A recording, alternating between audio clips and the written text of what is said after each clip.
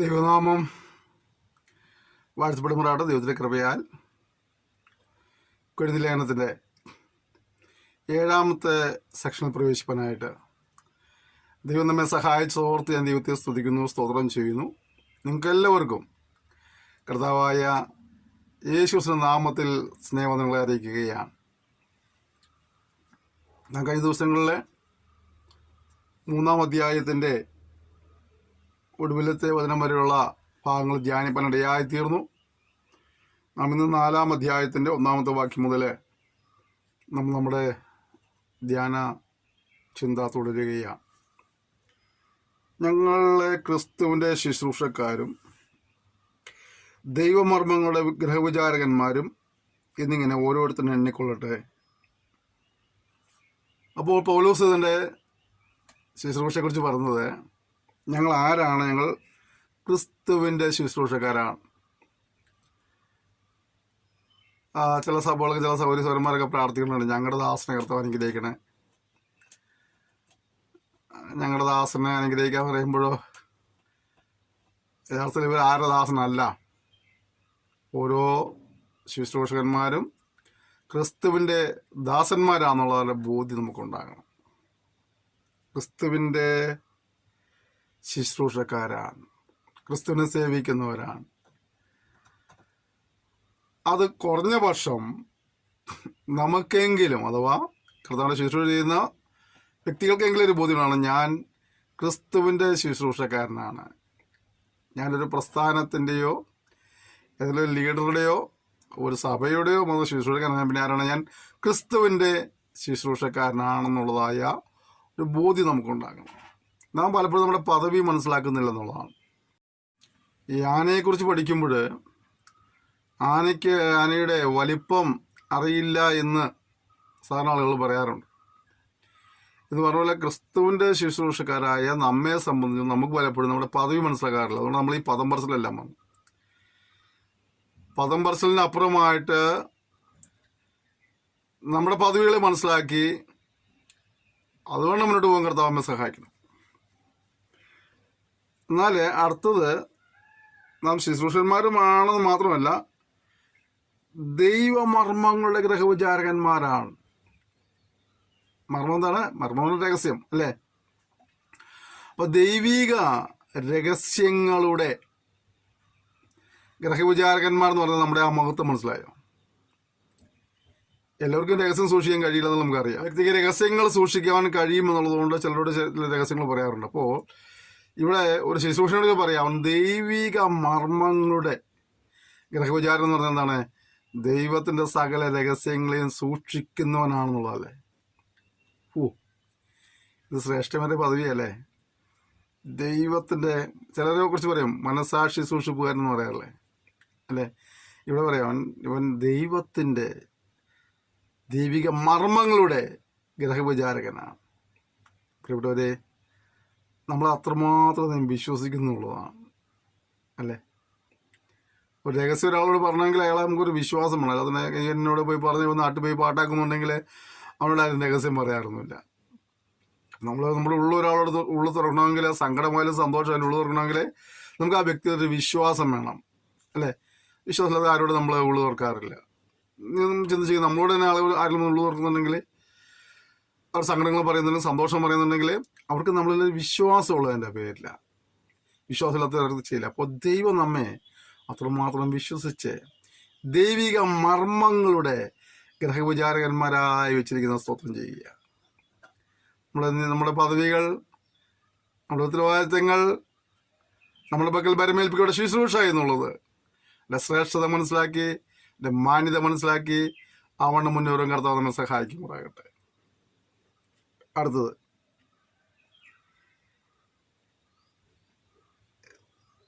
ഗ്രഹവിചാരകന്മാരിൽ അന്വേഷിക്കുന്നതോ അവർ വിശ്വസ്തരായിരിക്കണമെന്നതത്രേ. അപ്പോൾ നമ്മൾ വിചാരകന്മാരാണ്, ഗ്രഹവിചാരകന്മാരാണ്, നമ്മൾ ക്രിസ്തുവിൻ്റെ ശുശ്രൂഷക്കാരാണ്. ഇതൊക്കെ വാസ്തവമായിരിക്കുമ്പോൾ തന്നെ ആ ബോധ്യം നമ്മൾ ഉള്ളപ്പോൾ തന്നെ മനസ്സിലാക്കേണ്ട മറ്റൊരു കാര്യമുണ്ട്, നാം ആ തലങ്ങളിൽ വിശ്വസ്തരായിരിക്കണം എന്നുള്ളതാണ്. പണ്ടൊരു നാട്ടിലെ പഴഞ്ചൊല്ല് പറയില്ലേ, കള്ളൻ്റെ കയ്യിൽ താക്കോല് കൊടുത്തെന്ന്. അപ്പോൾ നമ്മളെ സംബന്ധിച്ചിടത്തോളം നമ്മളെ ഏൽപ്പിച്ച കാര്യങ്ങൾ നാം വിശ്വസ്തരായിരിക്കുക എന്നുള്ളതാണ്. ഒരാളൊരു കാര്യം ചെയ്യണം എന്ന് നമ്മൾ ഏൽപ്പിച്ചാൽ അത് നമ്മൾ പരമാവധി വേഗതയിൽ, പരമാവധി കൃത്യമായി, പരമാവധി വൃത്തിയായി ചെയ്യാനുള്ള ഉത്സാഹമൊക്കെ ഉണ്ടാകണം. ചിലരുടെ ചില കാര്യങ്ങൾ പറഞ്ഞേൽപ്പിക്കും, ഇതൊന്ന് ചെയ്തു തരണം, അല്ലെങ്കിൽ അതെന്താ വെച്ചാൽ ആ വ്യക്തി അത് ചെയ്യുമെന്നുള്ള അല്ലെങ്കിൽ ചെയ്ത് കൊടുക്കുമെന്നുള്ള വിശ്വാസമുള്ളതിൻ്റെ പേരില്ല.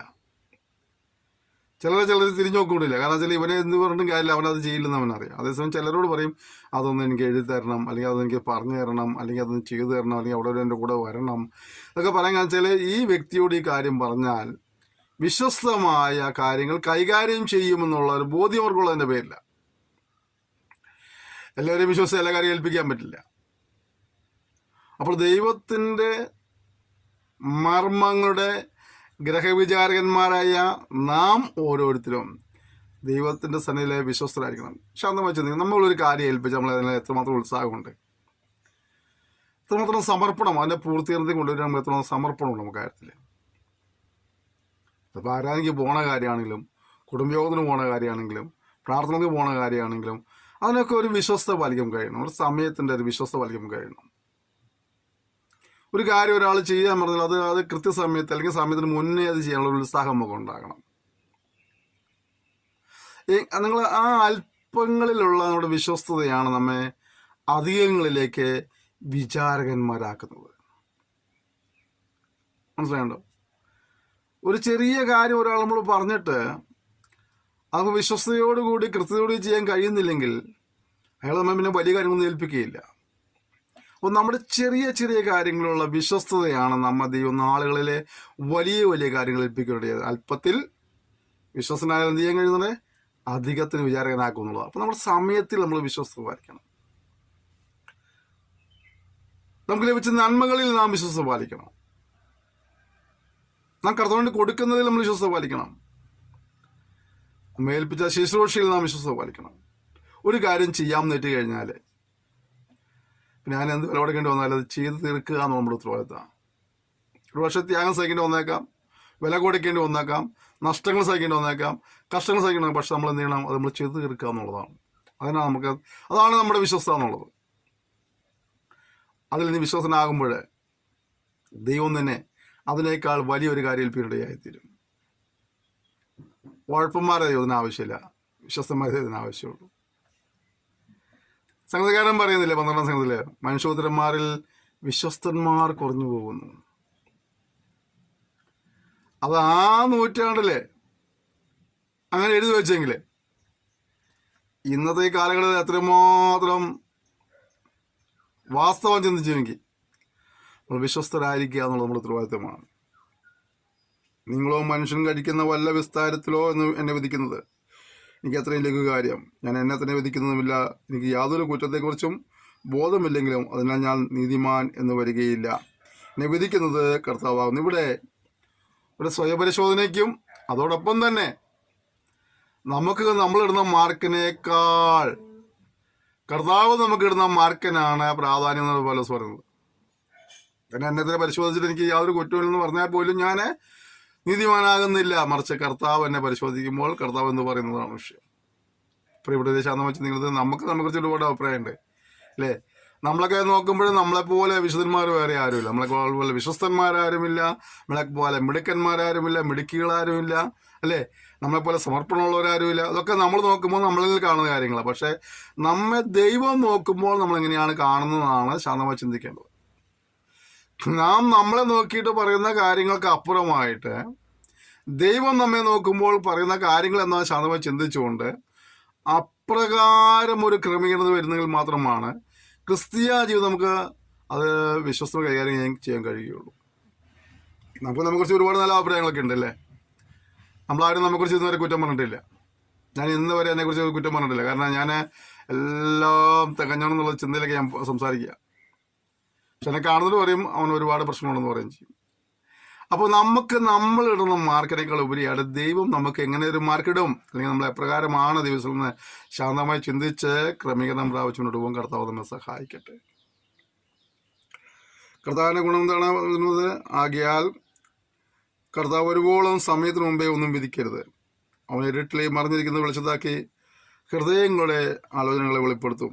അന്ന് ഓരോരുത്തരും ദൈവത്തിൽ നിന്ന് പുകഴ്ച ഉണ്ടാകും. ദൈവം തന്നെ ഹൃദയത്തിൻ്റെ ചിന്തകളെയാണ് വെളിപ്പെടുത്തുന്നത്. നമ്മൾ പലപ്പോഴും മനുഷ്യനെ വാക്ക് കേട്ടിട്ടാണ് നമ്മളിങ്ങനെ മനുഷ്യനെ, അയ്യോ ആ മനുഷ്യൻ നല്ല മനുഷ്യനാണ് അല്ലേ, അല്ലെങ്കിൽ ആ മനുഷ്യൻ ദുഷ്ട മനുഷ്യനാണെന്ന് നമ്മൾ പറഞ്ഞിട്ടുണ്ട്, അയാളെ വാക്ക് കേട്ടിട്ടാണ്. പക്ഷെ ഒരു വാക്ക് പറയുമ്പോഴും അതിൻ്റെ ഉള്ളിലെ അതായത് ഹൃദയ നിലവാരം എന്താണ്? ദൈവം ഒരിക്കലും വാക്ക് കേട്ടിട്ടൊന്നല്ല നമ്മളോട് ഇടപെടുന്നത്. നമ്മുടെ ഹൃദയത്തിലെ വിചാരങ്ങൾ അധികം അറിയുന്നത് അല്ലേ. കർത്താവായ യേശു ക്രിസ്തു നമ്മൾ 2 മക്കളുടെ ഉപമ പഠിപ്പിക്കുമ്പോൾ കാണുന്നില്ലേ, ഒരുത്തിനോട് പറഞ്ഞു നീ അതെല്ലാം പോയി ചെയ്യണം. പുള്ളി ചാടിക്കറി ഞാൻ ചെയ്തേക്കാന്ന് പറഞ്ഞു, എന്നിട്ടും പോയില്ല. മറ്റേ പുള്ളി പറഞ്ഞു എനിക്കൊന്നും പോകാൻ നേരില്ലെന്ന് പറഞ്ഞു. പക്ഷെ ആ പുള്ളി പോയിട്ട് കാര്യങ്ങൾ ചെയ്തു. അവിടെ ആരാ അനുഗ്രഹം പ്രാപിച്ചത്? അപ്പോൾ നമ്മൾ പലപ്പോഴും വാക്കുകളിൽ പ്രകടിപ്പിക്കുന്നതായ വിശ്വസതയ്ക്കോ വാക്കുകളിൽ പറയുന്നതായ വിശുദ്ധിക്കോ വാക്കുകളിൽ കാണിക്കുന്നതായ അനുസരണത്തിനൊന്നും ദൈവം മാർക്ക് കൊടുക്കുന്നില്ല. മറിച്ച് ദൈവം നമ്മുടെ ഹൃദയത്തിലെ ചിന്തകളെയാണ് വിവേചിക്കുന്നത്. അതുകൊണ്ട് ഹൃദയങ്ങളെ ശോധന ചെയ്യുന്ന ദൈവം, ഹൃദയങ്ങളെ രഹസ്യങ്ങളെ വെളിപ്പെടുത്തുന്ന ദൈവത്തിൽ നമ്മളായിരിക്കുമ്പോൾ അവിടെ നമുക്ക് പുകഴ്ച ലഭിക്കാവുന്ന രീതിയിലുള്ള ഒരു ക്രിസ്ത്യൻ നയിക്കുവാൻ കഴിയുന്നുള്ളത് ശാന്തമായി ചിന്തിച്ച് കുറവുകളൊക്കെ എവിടെയെങ്കിലൊക്കെ ഉണ്ടെങ്കിൽ അതിൽ ഏറ്റുപറഞ്ഞ് ഉപേക്ഷിച്ച് ഒരു പുതിയ ക്രമീകരണത്തോടെ ആയിരിക്കാനെ കർത്താവ് നമ്മെ സഹായിക്കട്ടെ. ദൈവത്തിന് മുമ്പ് നമുക്ക് പുകഴ്ച ലഭിക്കുമാറ് ജീവിതത്തെ ക്രമീകരിക്കാനായി കർത്താവ് നമ്മെ സഹായിക്കട്ടെ. നമ്മുടെ ശുശ്രൂഷയെ അപ്രകാരം ക്രമീകരിക്കാനായിട്ട്, നമ്മുടെ ക്രിസ്ത്യ ജീവിതത്തെ അപ്രകാരം ക്രമീകരിക്കാനായിട്ട്, നമ്മുടെ തീരുമാനങ്ങളെയും സമർപ്പണങ്ങളെയും നമ്മൾ അപ്രകാരം ക്രമീകരിക്കാനായിട്ടെല്ലാം കർത്താവ് സഹായിക്കട്ടെ. പുകഴ്ച ലഭിക്കുന്ന രീതിയിലുള്ളതായ ഒരു ജീവിതാനുഭവങ്ങളിലേക്ക്, ശുശ്രൂഷാനുഭവങ്ങൾ വരുവാനായി കർത്താവ് നമ്മെ സഹായിക്കുമാറാകട്ടെ. അതുപോലെ ചിന്തിച്ചു നോക്കി ഈ പുകഴ്ച ലഭിക്കുമോ എന്ന് ചിന്തിക്കാനും കൂടെ ഈ സമയം വിനിയോഗിക്കാം. സൗരന്മാരെ, ഇത് ഞാൻ നിങ്ങൾ നിമിത്തം എന്നെയും അപ്പൊല്ലോസിനെയും ഉപദേശിച്ച് പറഞ്ഞിരിക്കുന്നത് എഴുതിയിരിക്കുന്നതിനപ്പുറം ഭാവിക്കാതിരിക്കാൻ ഞങ്ങൾ ദൃഷ്ടാന്തം കണ്ട് പഠിക്കുന്നതിനും ആരും ഒരുത്തിന് അനുകൂലമായും മറ്റൊരിന് പ്രതികൂലമായും ചേർത്ത് പോകാതിരിക്കുന്നതിനും തന്നെ. ഇവിടെ അവർ അപ്പൊല്ലോസിനെയും പൗലോസിനെയും ദൃഷ്ടാന്തം കാണിച്ചു പറയുകയാണ്, നിങ്ങൾ എഴുതിയതിനൊക്കെ പ്രമാണത്തിനപ്പുറമായിട്ടൊന്നും പോകരുത്. മാത്രമല്ല ഒരുത്തിന് അനുകൂലമായിട്ടും ഒരുത്തിന് പ്രതികൂലമായിട്ടും നിൽക്കരുത്. മുഖപക്ഷം പാടില്ലാത്ത തന്നെ പോകും അല്ലേ. ഇന്ന ചായൻ പെർഫെക്റ്റ്, ഇന്ന ചായ മോശം അല്ലേ. നമ്മുടെ ഗ്രൂപ്പിസൊക്കെ വരുന്ന അങ്ങനെയല്ലേ. തെറ്റ് ആര് ചെയ്താലും തെറ്റാണെന്നും ശരി ആര് ചെയ്താലും ശരിയാണെന്നും പറയാനുള്ളൊരു മനസ്സൈര്യം നമുക്ക് ഉണ്ടാകണം. അച്ഛൻ നമ്മളെ സഹായിച്ചോ അമ്മാമ്മ നമ്മളെ സഹായിച്ചോ എന്നുള്ളതല്ല വിഷയം. ഒരു തെറ്റാണ് ചെയ്യുന്നതെങ്കിൽ അത് തെറ്റാന്ന് പറയുവാൻ, ഒരു ശരിയാണ് ചെയ്യുന്നതെങ്കിൽ അവന് ശരിയാന്ന് പറയുവാൻ ഉള്ള ഒരു ധൈര്യം നമുക്കുണ്ടാകും. നിന്നെ വിശേഷിപ്പിക്കുന്നത് ആർ? ലഭിച്ചതല്ല നിനക്ക് എന്തുള്ളൂ, ലഭിച്ചതെങ്കിലോ ലഭിച്ചതല്ല എന്ന പോലെ പ്രശംസിക്കുന്നത് എന്ത്? ഇത്ര ക്ഷണത്തിൽ നിങ്ങൾ തൃപ്തന്മാരായി. ഇവിടെ പിന്നെ ഞാൻ പറയുക, നിനക്ക് നീയായിട്ട് കുറേ വിശേഷപ്പെട്ടങ്ങളൊന്നും ചേർക്കരുത് അല്ലേ. പിന്നെ എന്ത് വേണം? നമുക്ക് എന്താ ഉള്ളത്? ഇതൊന്നും നമ്മുടെ ഉള്ളതൊന്നും നമ്മുടേതല്ല, ദൈവത്തിന് ദാനമാണ്, ദൈവത്തിൻ്റെ കൃപയാണെന്ന് മനസ്സിലാക്കുവാൻ കഴിയണം. നിനക്ക് ലഭിച്ചത് എന്തുള്ളൂ, ലഭിച്ചതെങ്കിലോ ലഭിച്ചതല്ല എന്ന പോലെ പ്രശംസിക്കരുത്. എപ്പോഴും ഇത് ഞാൻ എന്ന കാലയ്ക്ക് ലഭിച്ച കൃപയാൽ എന്ന് പറയുവാൻ കഴിയുന്നെങ്കിൽ അതാണ് നമ്മുടെ ജീവിതത്തിൻ്റെ വിജയം എന്നുള്ളത്. തൃക്ഷണത്തിൽ നിങ്ങൾ തൃപ്തന്മാരായി, തൃക്ഷണത്തിൽ നിങ്ങൾ സമ്പന്നന്മാരായി, ഞങ്ങളെ കൂടാതെ വാഴുന്നവരായി, അയ്യോ നിങ്ങളോട് കൂടെ ഞങ്ങളും വാഴേണ്ടതിന് നിങ്ങൾ വാണു എങ്കിൽ കൊള്ളാമായിരുന്നു. പലപ്പോഴും നമ്മളെ നടത്തുന്നവരെയൊക്കെ നമ്മൾ മറന്നു പോകാറുണ്ട്. നമുക്ക് വേണ്ടി പ്രാർത്ഥിച്ചവരെ, നമുക്ക് ദൈവനം പറഞ്ഞു തന്നവരെ ഒക്കെ നമ്മൾ പലപ്പോഴും മറന്നു പോകാറുണ്ട്. ഓർക്കുക, അവർ നമുക്ക് വേണ്ടി പ്രാർത്ഥിച്ചു, അവർ നമുക്ക് വേണ്ടി ഉപവസിച്ചു, നമുക്ക് വചനം പറഞ്ഞു തന്നു, കൃപയാൽ നമ്മൾ രക്ഷിക്കപ്പെട്ടു, ദൈവത്തിലേക്ക് നിലയിലേക്ക് വരുന്നു. അപ്പോഴും തന്നെ നമുക്ക് വേണ്ടി പ്രാർത്ഥിച്ചവരെയും ഉപവസിച്ചവരെയും ദൈവനം പഠിപ്പിച്ചവരെയൊക്കെ ഒന്ന് ഓർക്കുവാനുള്ളൊരു മനസ്സ് നമുക്കുണ്ടാകും. ഞാൻ എന്തൊക്കെയായി തികഞ്ഞെന്ന് പറഞ്ഞിട്ട് അവരെ ആരും എനിക്ക് വേണ്ടാവുന്ന നിലയിൽ പോകുന്നവരായിട്ടല്ല. നമുക്ക് വേണ്ടി പ്രാർത്ഥിച്ചവർ, ഉപവസിച്ചവർ, ദൈവനം പറഞ്ഞു തന്നവർ, അവരുടെയൊക്കെ ഒരു പ്രയത്നവും പ്രാർത്ഥനയൊക്കെ ദൈവത്തിൻ്റെ കൃപയാൽ നമ്മൾ ഈ സ്ഥാനത്ത് വന്നപ്പോൾ തന്നെ അവർ മാനുഷിക ചില കാര്യങ്ങൾ ചെയ്തിട്ടുള്ള കാര്യം മറന്നു പോകരുത്. അടുത്തത്, ഞങ്ങൾ ലോകത്തിലും ദൂതന്മാർക്കും മനുഷ്യർക്കും തന്നെ കൂത്തുകാഴ്ചയായി തീർന്നിരിക്കയാൽ ദൈവം അപ്പോസ്തലന്മാരെ ഞങ്ങളെ ഒടുക്കത്തവരായി മരണവിധിയിൽ ഉൾപ്പെട്ടവരെ പോലെ നിർത്തിയെന്ന് എനിക്ക് തോന്നുന്നു. അപ്പോൾ അപ്പോസ്തലൻ പറയാം, ഞങ്ങളെ കൂത്തുകാഴ്ചയായി മാറിയിരുന്നു. ആർക്ക് മുന്നിലാണ്? മനുഷ്യരുടെ മുൻപിലും ദൂതന്മാരുടെ മുന്നിലും കൂത്തുകാഴ്ചയായി മാറി. അങ്ങനെ കർത്താവ് നിർത്തിയിരിക്കുക. പ്രിയപ്പെട്ടവരെ, ചില സന്ദർഭങ്ങളിൽ നമ്മളൊക്കെ ഇതുപോലെ കർത്താവിന്റെ ശുശ്രൂഷ വിശ്വസത്തോടെ ചെയ്യുമ്പോൾ പോലും മറ്റുള്ളവരുടെ മുമ്പിൽ പരിഹാസ വിഷയമായി മാറിയേക്കാം, മറ്റുള്ളവരുടെ മുന്നിൽ നിന്നാപാത്രങ്ങളായി മാറിയേക്കാം, മറ്റുള്ളവരെ അവഗണിക്കുകയോ തിരസ്കരിക്കുകയോ ചെയ്തേക്കാം. പക്ഷെ എൻ്റെ നടുവിലൊക്കെ ഓർക്കേണ്ട കാര്യം, കർത്താവ് ശുശ്രൂഷയെ തയ്ക്കുക എന്നുള്ളതാണ് ഉത്തരവാദിത്വം.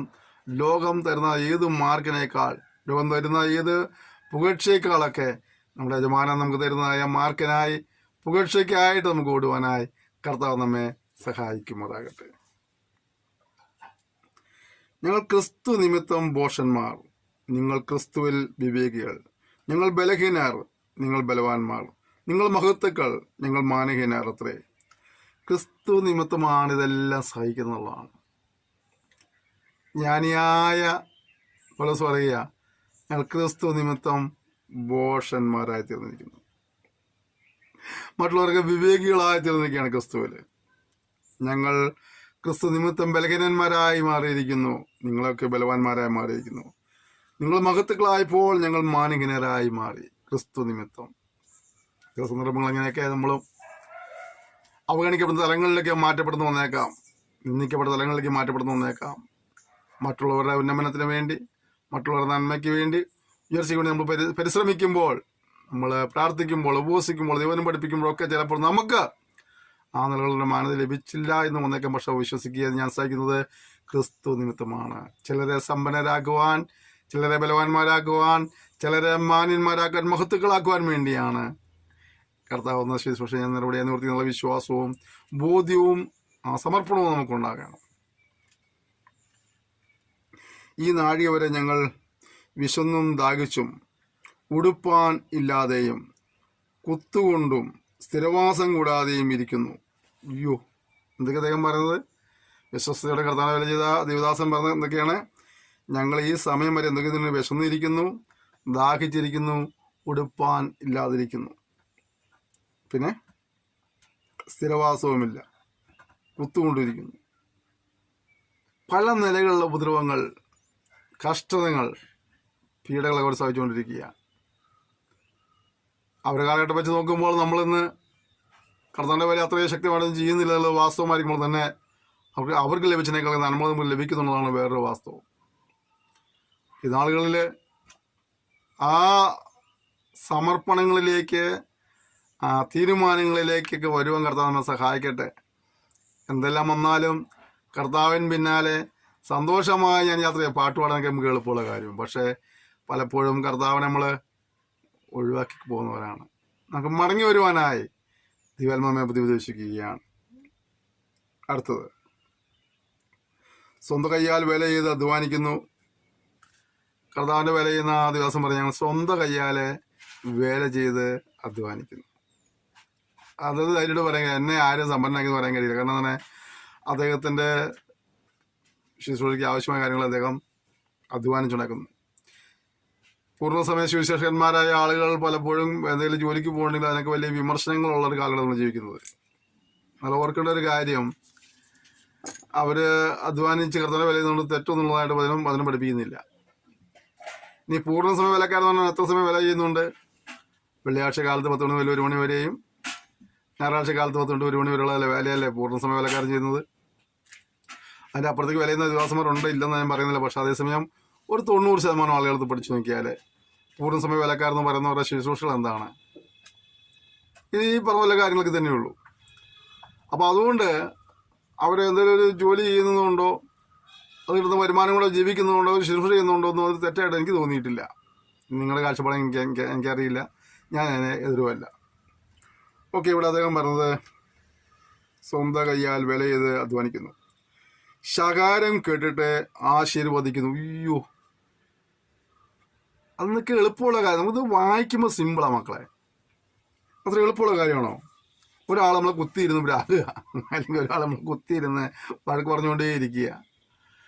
നമ്മളെന്ത് ചെയ്യണം? അയാളെ ആശീർവദിക്കണം. ശകാരം കേട്ടിട്ട് ആശീർവദിക്കുക. അയാൾ നാഴിക നാപ്പോട്ട് നമ്മളെ പിന്നെ കുറ്റം പറഞ്ഞുകൊണ്ടിരിക്കുന്നു, നമ്മളെ പരിഹസിക്കുന്നു, നമ്മളെ ഇല്ലാത്ത കാര്യങ്ങളെല്ലാം പറയാം. അപ്പം അയാൾ പറയുന്നതിൻ്റെ വായ അടപ്പിക്കാൻ വേണ്ടി അയാൾ എതിർത്ത് വേണമെങ്കിൽ നമുക്ക് എന്തെങ്കിലും പറയാം, അല്ലേ? പക്ഷേ ഇവിടെ എന്ത് ചെയ്തുകൊണ്ടിങ്ങനെ ഞങ്ങൾ ശകാരം കേൾക്കുമ്പോൾ ഞങ്ങൾ ആശീർവദിക്കുകയാണ്. ഒരു ക്രിസ്തു ശിഷ്യൻ്റെ, ഒരു ക്രിസ്തു വിശ്വാസിയുടെ, ഒരു ക്രിസ്തീയ ശുശ്രൂഷകൻ്റെ ഒക്കെ ഒരു മനോഭാവം നോക്കി അവിടെ ശകാരിക്കുമ്പോഴും അവരെ ആശ്വസിക്കുവാനുള്ള ഒരു മനസ്സ്.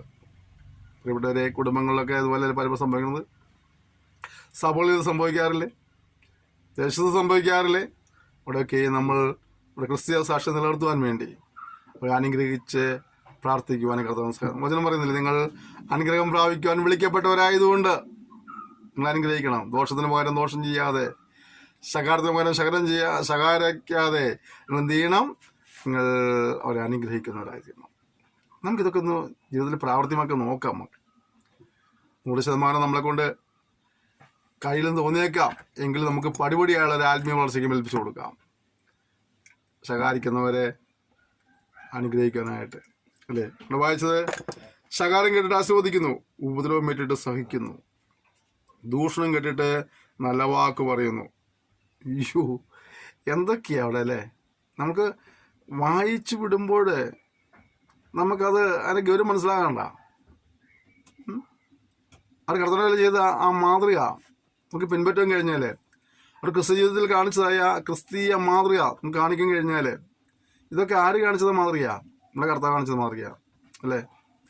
ചീടത്തടിച്ചവനും മുഖത്ത് തുപ്പിയവനും തലയിൽ മുക്കിരിടം വെച്ച് അഞ്ഞടിച്ചവനൊക്കെ നിന്ന് പരിഹസിക്കുമ്പോൾ നമ്മുടെ കർത്താവ് പറയുന്നത് അവരോട് ക്ഷമിക്കണമെന്ന് പറഞ്ഞാൽ പ്രാർത്ഥിച്ചത്. ഇവർ ചെയ്യുന്നത് എന്തെന്ന് അറിയാൽ അവരോട് ക്ഷമിക്കണം എന്ന് പറഞ്ഞ് പ്രാർത്ഥിച്ച നേതാവിൻ്റെ അനുയായികളാണ്. അപ്പോൾ ആ ഒരു ക്രിസ്തീയ മാതൃക നമ്മിൽ ഉണ്ടാകുവാനായിട്ട്, നമ്മെ സമർപ്പിക്കുവാനായി കർത്താവ് ഈ പാഠങ്ങൾ പഠിക്കുന്ന എല്ലാവരെയും സഹായിക്കുമാറാകട്ടെ. നിശ്ചയമായും നിങ്ങൾ എവിടെ ഇരുന്ന് സന്ദേശം കേൾക്കുകയാണെങ്കിലും നിങ്ങളുടെ ജീവിതത്തിലും ഇപ്രകാരമുള്ളൊരു ക്രമീകരണത്തിന് ഏൽപ്പിച്ചെടുക്കാൻ കർത്താവ് സഹായിക്കട്ടെ.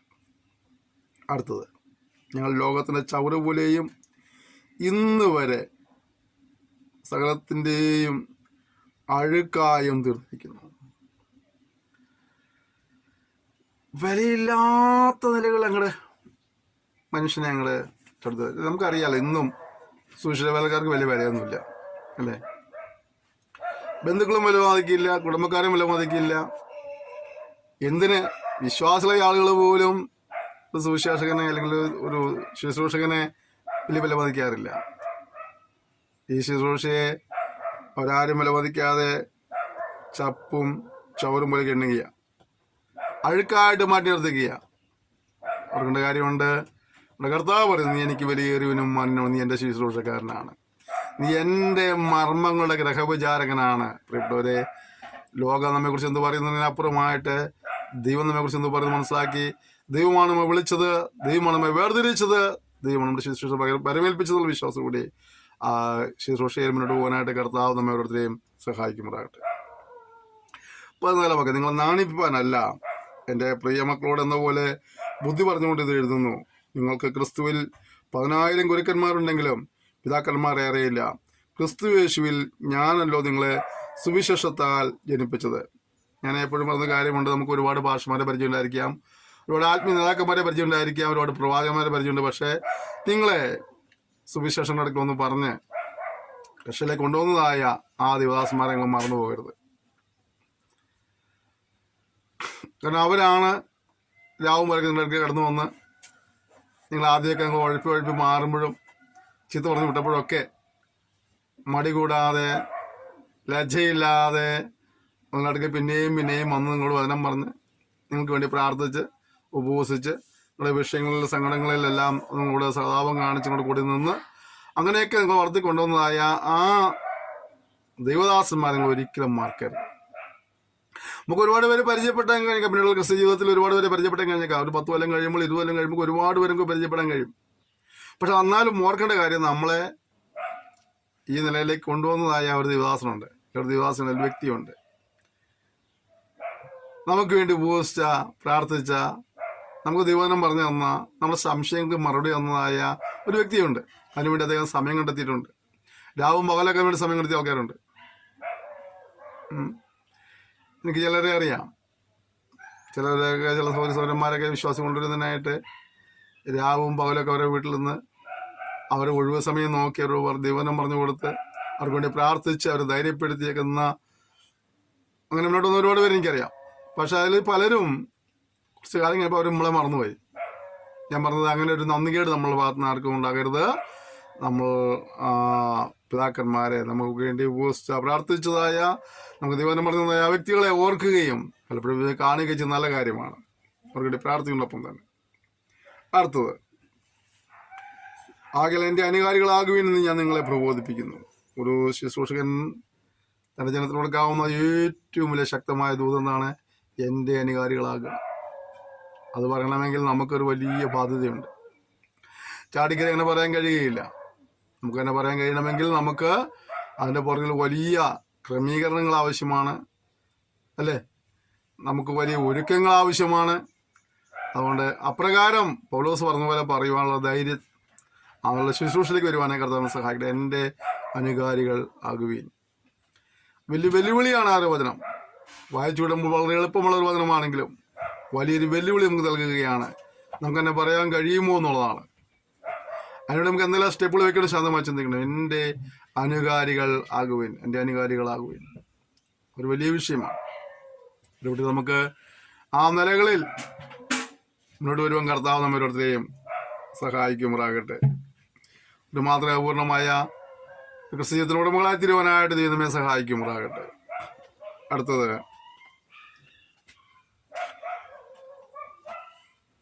ഇത് നിമിത്തം കർത്താവിൽ വിശ്വസ്തനും എൻ്റെ പ്രിയമകനുമായ തിമോത്തിയോസിനെ നിങ്ങളുടെ അടുക്കൽ അയച്ചിരിക്കുന്നു. ഞാൻ എങ്ങും ഏത് സഭയിൽ ഉപദേശിക്കുന്നത് പോലെ ക്രിസ്തുവിലുള്ള എൻ്റെ വഴികൾ അവൻ നിങ്ങളെ ഓർപ്പിക്കും. ഇവിടെ തിമോത്തിയോസിനോട് പറഞ്ഞതാണ്, കർത്താവിൽ വിശ്വസ്തൻ എൻ്റെ പ്രിയമകൻ. പ്രിയപ്പെട്ടവർ, നമ്മൾ പലപ്പോഴും ഈ നിലകളിലൊക്കെയാണ് നമ്മൾ കാര്യം മനസ്സിലാക്കണം. നമ്മൾ ക്രിസ്തുവിനുള്ള വിശ്വസ്തരായ ജീവിക്കാൻ. 2, നമ്മുടെ ആത്മീയ പിതാക്കന്മാർക്ക് നമ്മൾ പ്രിയമക്കളായി ജീവിക്കാൻ ഇടവരണം. ഇത് 2 നമ്മൾ സൂക്ഷിക്കണം. നമുക്ക് വലിയ ഉത്തരവാദിത്തമുണ്ട്. ക്രിസ്തു ജീവിതത്തിൽ വലിയ ഉത്തരവാദിത്തമുണ്ട്. എന്താണ്? വിശ്വസ്തരായി ജീവിക്കുക, പ്രിയമക്കളായി ജീവിക്കുക. അടുത്തെന്താണ്?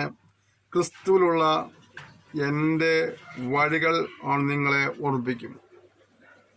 പൗലോസിന് തൻ്റെ വിശ്വാസ നിജപുത്രനായ തിമോത്തിയോസിനെ കുറിച്ച് പറയാനുള്ളത് എന്താണ്?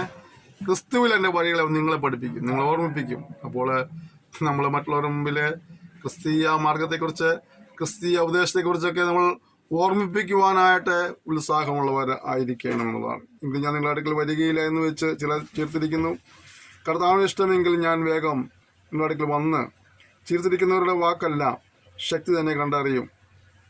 ഇവിടെ പലരും തന്നെ കാണാൻ ആഗ്രഹിക്കുന്നവരുണ്ട്, താൻ വരില്ലെന്ന് പറയുന്നുണ്ട്. പക്ഷെ അവരെ കാണാൻ ആഗ്രഹിക്കുന്നതായ ഒരു മനോഭാവം വെളിപ്പെടുത്തുകയാണ്. അടുത്തത്, ദൈവരാജ്യം വചനത്തിലല്ല ശക്തിയിൽ അത്രയാകുന്നത്. ഇത് നമ്മൾ വളരെ മനസ്സിലാക്കേണ്ട ഒരു കാര്യമാണ്. വചനം വേണം, വചനത്തിൻ്റെ അടിസ്ഥാനത്തിൽ പഠിക്കുന്നപ്പോൾ തന്നെ ദൈവാത്മാവിൻ്റെ ശക്തിയും വേണം. ഒരു പക്ഷിക്ക് 2 ചിറകുണ്ടെങ്കിൽ മാത്രമാണത് പറന്നുയരുവാൻ കഴിയുള്ളൂ എന്നതുപോലെ നമുക്ക് വചനവും വേണം, ദൈവാത്മശക്തിയും വേണം. ഏതെങ്കിലും ഒന്നിനേക്കാൾ മെച്ചമെന്നല്ല, 2ഉം തുല്യമായി കാണേണ്ടിയിരിക്കുന്നു. ആ നിലകളിൽ നമ്മൾ അതിനെ വളർത്തിക്കൊണ്ടിരിക്കുന്നു. അതുകൊണ്ട് പ്രിയപ്പെട്ടവരെ, നമുക്ക് ഈ 2 കാര്യങ്ങളിൽ നമ്മളുടെ ബാലൻസ് കൊണ്ടുപോകാൻ കർത്താവ് നമ്മെ സഹായിക്കാനായിട്ട് നമ്മെ സമർപ്പിച്ച് നമുക്ക് ദൈവത്തോട് പ്രാർത്ഥിക്കുവാൻ, നമ്മുടെ ജീവിതത്തിൽ അനുദിനവും പ്രവർത്തിപതി കൊണ്ടുവരുവാനുള്ള ഉത്സാഹവും നമുക്കുണ്ടാകുവാൻ കർത്താവ് നമ്മെ സഹായിക്കുമാറാകട്ടെ. നിങ്ങൾക്ക് ഏത് വേണം? ഞാൻ വടിയോടുകൂടിയോ സ്നേഹത്തിലും സൗമ്യാത്മാവും അടുക്കൽ വരേണ്ടത്. അവിടെ തൻ്റെ ആത്മീയ സന്തതികളായതുകൊണ്ട് ദേവദാസന് വളരെ ആധികാരികമായിട്ട് അവർ ചോദിക്കുക, എടാ ഞാൻ നിങ്ങളുടെ അടുത്ത് വടിയുണ്ട് വരണോ? പിന്നെ എങ്ങനെ വരുന്നത്? സൗമ്യാത്മാവ് വരുന്നു എന്ന് പറഞ്ഞാൽ നമ്മളെ പിള്ളേരോട് പറയാം, നിങ്ങൾ കുറുമ്പ് കാണിച്ചതല്ല വിട്ടു കേട്ടോ, അല്ലേ? ഉറുമ്പ് കാണിച്ച് തല്ലി കിട്ടും. ഒതുങ്ങിയിരുന്ന കുഴപ്പമുണ്ടാവില്ല അല്ലേ? ഇതുപോലെ അവരോട് ചോദിക്കുക, നിങ്ങൾ നേരെ ജോലിയാണ് പോകുന്നതെങ്കിൽ ഞാൻ വടിയൊന്നും കൊണ്ടുവരില്ല. ഇന്നത്തെ കാലത്ത് ഉപദേശി വടി എടുത്തില്ലെങ്കിൽ അയാൾക്ക് അന്ന് സ്ഥലമാറ്റവും അയാളുടെ ശവോട് ചിലപ്പോൾ അയാളുടെ ശവോട് നടക്കേണ്ടി വരികയാണ്. പക്ഷെ ആദ്യമാല ദിവസഭയിൽ ദൈവമക്കൾ കുറച്ചും കൂടെ അച്ചടക്കവും ഭയമുള്ളവർ അതിൻ്റെ പേരിൽ പൗലോസ് അങ്ങനെ ചോദിച്ചാലും പൗലോസിന് ട്രാൻസ്ഫർ ലെറ്റർ കിട്ടിയില്ല. ഇന്നാണെങ്കിൽ അപ്പം എഴുതും കേന്ദ്രത്തിലേക്ക് കത്ത്, ഞങ്ങളുടെ സെൻട്രൽ പാസ്റ്റർക്ക് ഒരു കത്ത്, കേന്ദ്രത്തിലെ ജനറൽ സൂപ്രണ്ട് അല്ലെങ്കിൽ സ്റ്റേറ്റ് കമ്മിറ്റിക്ക് ഒരു കത്ത്, എന്താണ് ഈ ഉപദേശം ഇപ്പം മാറ്റിയേ പറ്റുകയുള്ളൂ. അവിടെ ചെല്ലുമ്പോൾ അവിടെ ഇവരെ സപ്പോർട്ട് ചെയ്യുന്ന ആരൊക്കെ ഉണ്ടാവും കത്ത് ചെല്ലുമ്പോഴേ. എന്തുകൊണ്ട് നമ്മുടെ സഭ ഇങ്ങനെ ആയി മനം പിടിച്ചു പോകുന്നറിയാവോ? ഈ പ്രവണത നമ്മൾ പ്രോത്സാഹിപ്പിക്കുന്നതുകൊണ്ടാണ്. അച്ചടക്കവും അനുസരണവും വേണം. അതില്ലാത്തടത്ത് പുറത്തേക്ക് കളയാൻ നമ്മൾ പഠിച്ചിരുന്നെങ്കിൽ നമ്മുടെ സഭ പണ്ട് രക്ഷപ്പെടുമായിരുന്നു. ഇത് എല്ലാ പള്ളിക്കെട്ടെടുത്ത് തല വെച്ചിട്ട് അതിനോട് നടക്കുക. എന്തിനാ? ആളെ കാണിക്കാനോ? ആളെ എണ്ണം കാണിക്കാനോ? അതുകൊണ്ട് എന്താ ഗുണമെന്തുവാ? ദൈവവചനത്തിന് അധിഷ്ഠിതമായി ജീവിക്കുന്ന, ദൈവ ഉപദേശം നിലനിൽക്കുന്ന ആളുകളെ കൊണ്ട് സഭയിലുണ്ടാകട്ടെ. കണ്ണിനൊക്കെ വലിച്ചു വാരി കൊണ്ടുവന്ന് വെച്ച് ഒരെണ്ണം അനുസരിക്കുകയോ ഇല്ല. ലോകത്തിലുള്ള ആളുകളെക്കാൾ കഷ്ടമായിട്ട് ജീവിക്കുന്ന ഒരു നിലയ്ക്ക് പോകുന്ന കുറേ എണ്ണത്തെ കൊണ്ടുവരുന്നത് എന്താ കാര്യം? നിങ്ങൾ നല്ലതൊക്കെ ദൈവം അനുസരിക്കുന്ന ഒരെണ്ണമെങ്കിൽ ആ ഒരെണ്ണത്തെ കൊണ്ടുവരുന്നതാണ്. കുറേ പെരുപ്പും ആളുകളെ പെരുപ്പും അല്ലല്ലോ ദൈവം നോക്കുന്നത്. ഉള്ളവൻ ചുവാണെന്നല്ല ദൈവം നോക്കുന്നുള്ളൂ. ആരും നശിവൻ ദൈവം ആഗ്രഹിക്കുന്നില്ല. അവരോട് ദൈവനം പറഞ്ഞു കൊടുക്കുക. അനുസരിക്കുന്നവനെ ആ നിലയ്ക്ക് കൊണ്ടുപോകാൻ പഠിക്കണം. ഇവിടെ വടിയോടുകൂടെ വരണമോ സൗമ്യാത്മാവിൽ വരണമോ എന്ന് ചോദിക്കുകയാണ്. പ്രിയപ്പെട്ടവരെ, നമുക്ക് ആ വചനം കേൾക്കുകയും പഠിക്കുകയും ചെയ്യുമ്പോഴൊക്കെ അപ്പോസ്തലന് അവരുമായിട്ടുള്ള ബന്ധം, അവരുമായുള്ള സ്വാതന്ത്ര്യം, അവരിലുള്ളൊരു അധികാരം, അവരിലുള്ളൊരു സ്വാധീനം മനസ്സിലാക്കാൻ കഴിയുന്നുണ്ട്. ഇന്ന് പലപ്പോഴും ദൈവസഭയ്ക്കകത്ത് ദേവദാസൻ ദൈവമക്കൾ തമ്മിൽ വലിയ ബന്ധമൊന്നുമില്ല, സ്വാധീനമൊന്നുമില്ല. പലപ്പോഴും ദേവദാസന്മാരെ ഒരു സഭ വന്നിരിക്കുമ്പോൾ ചിന്തിക്കുന്നത് ഇങ്ങനെയാണ്, 3 കൊല്ലം കഴിഞ്ഞ് ഞാൻ ഇവിടുന്ന് പോകണം, അതുകൊണ്ട് ഞാൻ എന്തിനാണ് ഇവരെ മോഷിപ്പിക്കുന്നത് അല്ലേ? അല്ലെങ്കിൽ വിശ്വസിക്കുന്നത് 3 കൊല്ലത്തേക്കല്ലേ ശല്യമുള്ളൂ, അത് കഴിഞ്ഞ് ഇത് പോകുമല്ലോ എന്ന് വിശ്വാസം ചിന്തിക്കുന്നതല്ല. അതിൻ്റെ അപ്പുറത്തേക്ക് ഒരു വ്യക്തിപരമായ ബന്ധം വരുന്ന എത്ര ദേവദാസന്മാർ ദൈവമക്കളുണ്ട്. എൻ്റെ സഭയിൽ ശുശ്രൂഷിക്കുന്ന ദേവദാസനോട് ബഹുമാനമുള്ള, സ്നേഹമുള്ള, അത് കരുതുന്ന ദൈവമക്കളില്ലാന്ന് ഞാൻ പറയുന്നില്ല, ഒരുപാട് പേരുണ്ട്. എന്നാൽ പലർക്കും അതൊരു നിലയിലുള്ളൊരു ബന്ധം ഒരു വിശ്വാസിയും ശുശ്രൂഷയും തമ്മിൽ ഉണ്ടാകാൻ വളരെ ബുദ്ധിമുട്ടുള്ള കാര്യമാണ്. പ്രിയപ്പെട്ടവരെ, നമുക്ക് അപ്രകാരമുള്ള ഒരു ബന്ധത്തിൽ വരുവാൻ കർത്താവ് സഹായിക്കട്ടെ. അവരെ അനുസരിക്കുന്നവരായി തീരുവാനായിട്ട്, അവർക്ക് മാതൃകയുള്ള ജീവിതം നയിക്കുന്നവരായി തീരുവാനായിട്ട് എല്ലാം കർത്താവ് നമ്മൾ സഹായിക്കുമ്പോഴാകട്ടെ. അതിനുവേണ്ടിയുള്ള ഒരു ഒരുക്കം നമ്മളിൽ ഉണ്ടാകട്ടെ. നാം ഈ അധ്യായം പഠിക്കുമ്പോൾ ഓർക്കേണ്ട കാര്യം, നമ്മൾ ക്രിസ്തീയ ശുശ്രൂഷക്കാരാണ്, ദൈവകർമ്മങ്ങളുടെ ഗ്രഹവിചാരകന്മാരാണ്. അതുകൊണ്ട് നാം വിശ്വസന്മാരായിരിക്കണം. നമുക്ക് മറ്റുള്ളവരെ വിധിക്കുവാനായിട്ട് അവകാശമില്ല. അതുകൊണ്ട് നാം ആരെയും വിധിക്കാനായിട്ട് പോകരുത്. മാത്രമല്ല, നമ്മെ സംബന്ധിച്ചുള്ള നമുക്ക് ലഭിച്ചതെല്ലാം ഇതൊരു കൃപയാൽ ലഭിച്ചതായതുകൊണ്ട്, ഇതൊരു ദാനമായതുകൊണ്ട് ആ ദാനങ്ങളിൽ വിശ്വസിനോട് പോകാൻ, ആ ദാനങ്ങളിൽ നമ്മൾ പ്രശംസിക്കാതെ ദാതാവിനെ നന്ദിയോട് സ്മരിപ്പാനായി കർത്താവ് നമ്മൾ സഹായിക്കുന്നുണ്ടാകട്ടെ. നമ്മുടെ ആത്മീയ പിതാക്കന്മാരെ നമുക്ക് ഓർക്കുവാൻ കർത്താവ് നമ്മെ സഹായിക്കുമ്പോഴാകട്ടെ. അതുപോലെ തന്നെ നമ്മൾ ലോകത്തിലായിരിക്കുമ്പോൾ കഷ്ടതയിൽ നിന്നെയും പരിഹാസ പിഴർച്ചകളെല്ലാം ഉണ്ടാക്കാവുന്ന നടുവിൽ ആ ദൈവത്തിൽ ആശ്രയിച്ചുകൊണ്ട് വിശ്വസം അനുഗമിക്കുവാനായിട്ട് കർത്താവിൻ്റെ നിയമത്തിൽ എല്ലാം സഹിപ്പാനുള്ള ഒരുക്കത്തിനായി മേൽപ്പിച്ചു പ്രാർത്ഥന. സ്വർഗീയ പിതാവേ, നല്ല സമയത്തിനായി നമ്മളോട് സ്തുതിക്കുന്നു കർത്താവേ. നമ്മൾ വചനം പഠിച്ചതുപോലെ നമ്മുടെ ജീവിതത്തിൽ പ്രാവർത്തികമാക്കി അനുഗ്രഹങ്ങളെ പ്രാപിപ്പാൻ ഞങ്ങളെ കർത്താവ് സഹായിക്കുമ്പോഴാണെന്ന് പ്രാർത്ഥിക്കുന്നു. ഈ പ്രത്യേക ക്ലാസ്സിലെയും പരിമേൽപ്പിക്കുകയാണ്. ഇവരെ അനുഗ്രഹിക്കണമേ. ആത്മീയമായി ഭൗമികമായിട്ടെല്ലാം ഉയർന്നു വരുവാൻ സ്വർഗ്ഗം സഹായിക്കുമ്പോഴാണെന്ന് പ്രാർത്ഥിക്കുന്നു. എല്ലാവരെയും തിരുനാമത്തിന് ഉപയോഗിച്ചാണ് കർത്താവ് വിശ്വസന്മാരായി ജീവിച്ച് നല്ലവനും വിശ്വസനും ദാസനും വിളിവെക്കുവാനായി ഞങ്ങളെ സ്വർഗ്ഗം സഹായിക്കണമെന്ന് പ്രാർത്ഥിക്കുന്നു. എന്ന് കൃപയ്ക്കായ സ്തോത്രം. ഈശ്വരൻ നാം തന്നെ ആമേൻ. ക്ഷമയോടെ ഈ സെക്ഷനിൽ പങ്കെടുന്ന നിങ്ങളോട് നന്ദി പറയുന്നു. ഇത് നിങ്ങളെല്ലാം ധാരാളമായി അനുഗ്രഹിക്കുമ്പോഴാകട്ടെ. കർത്താവിനെ പോലെ താമസിച്ചാൽ അടുത്ത സെക്ഷനിൽ വീണ്ടും കാണാം. അതുവരെയും കർത്താവിൻ്റെ വിസ്താരം ചെറിയ നമ്മൾ സൂക്ഷിക്കണം. നമുക്ക് പരസ്പരം ഓർത്ത് പ്രാർത്ഥിക്കാം. നമ്മുടെ സഹകരണത്തിനും പ്രോത്സാഹനത്തിനും നന്ദി പറയുന്നു. Thank you. May God bless you.